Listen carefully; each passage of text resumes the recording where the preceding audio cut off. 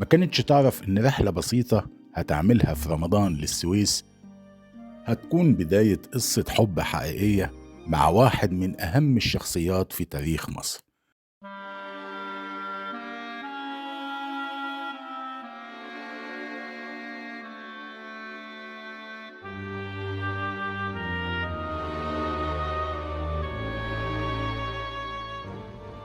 شريف عارف مصر، صفحات يقلبها معكم الكاتب الصحفي شريف عارف.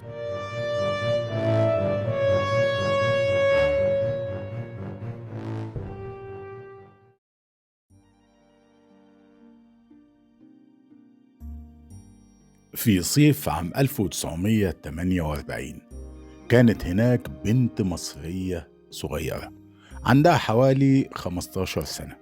البنت اسمها جيهان.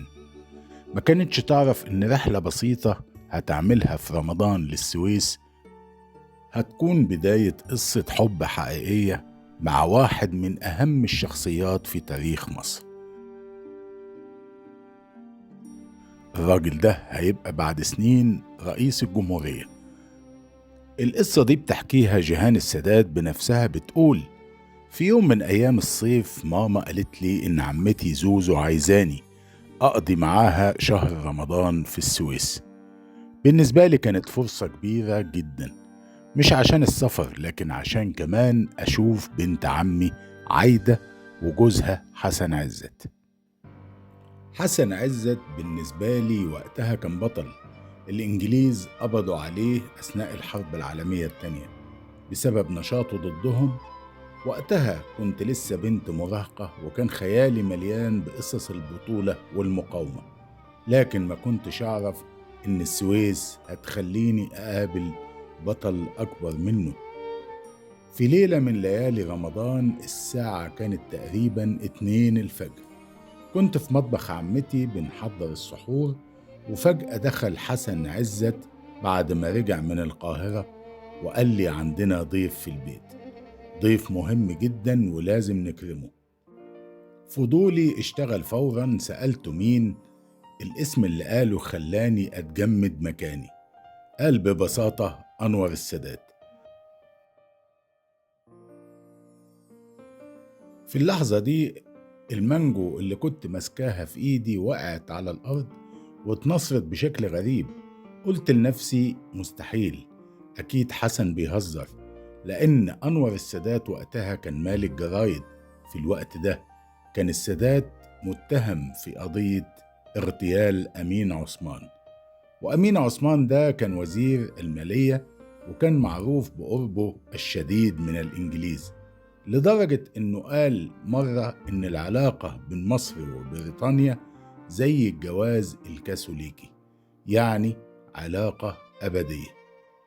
الكلام ده اعتبر المصريين خيانة، وفي سنة 1946 اتقتل أمين عثمان بالرصاص، وبدأت واحدة من أشهر قضايا الاغتيالات في مصر، ومن بين المتهمين اسم أنور السادات. المحاكمة استمرت حوالي 2.5 سنين، والصحف كانت كل يوم تنشر صوره وأخباره، وأنا كنت بقرأ كل كلمة عنه. كنت شايفة فيه بطل حقيقي، راجل اتسجن قبل كده لأنه حاول يرسل معلومات للألمان عشان يساعدوا مصر تتخلص من الاحتلال البريطاني. الإنجليز قبضوا عليه وسجنوه 2 سنين، لكن القصة ما انتهتش هنا.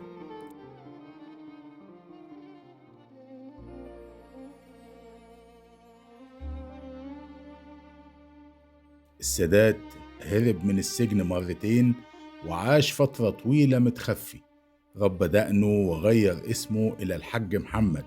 اشتغل بواب وحمل طوب وحجارة ونقل خضار وفاكهة، واشتغل في كل حاجة محدش يتوقعها.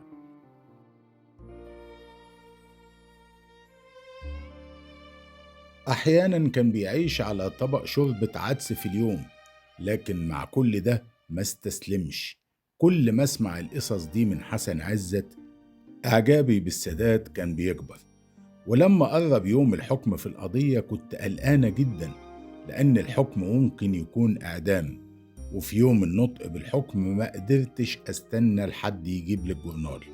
خرجت اجري في الحر بسرعة لحد ما قابلت اول كشك جرايد في السويس، واول ما فتحت الجورنال لقيت العنوان الكبير: براءة السادات.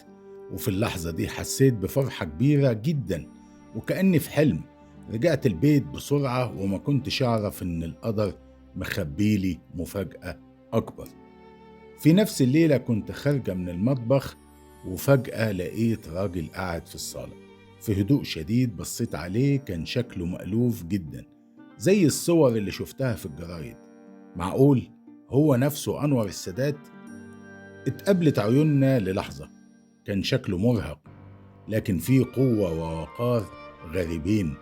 مديت ايدي اسلم عليه وهو صافحني بهدوء، ولا واحد فينا قال كلمة واحدة، لكن اللحظة دي غيرت حياتي. في الايام اللي بعدها كان السادات قليل الكلام جدا، هادي ودائم التفكير، لكن مع الوقت بدأنا نتكلم. حكالي عن السجن وعن أحلامه لمصر، ورغم أنه كان خارج من السجن ومن غير فلوس ولا حتى وظيفة، لكن بالنسبة لي ما كانش ده مهم. أنا كنت شايفة فيه بطل. وفي يوم سألني: أنت عارفة أن فرق السن بيننا كبير؟ وقال كمان أنا كنت متجوز وعندي أولاد، وكمان قال ما عنديش مستقبل واضح لغاية دلوقتي. كان بيحاول يقنعني إن الموضوع صعب، لكن ردي كان بسيط. قلت له المهم نكون مع بعض. وقبل ما تنتهي إقامته في السويس كنت واقفة على شط البحر، معايا صورة كنت لسه متصوراها هناك. الصورة دي كانت أول صورة ليا على شاطئ السويس. رحت له واديتها له وقلت له يحتفظ بيها. يمكن ما كنتش أعرف وقتها إن الصورة الصغيرة دي هتكون بداية قصة حب هتغير حياتي وحياة مصر كلها، لأن البنت الصغيرة اللي عندها 15 سنة هتبقى بعد سنوات طويلة هي السيدة جيهان السادات، زوجة الرئيس أنور السادات.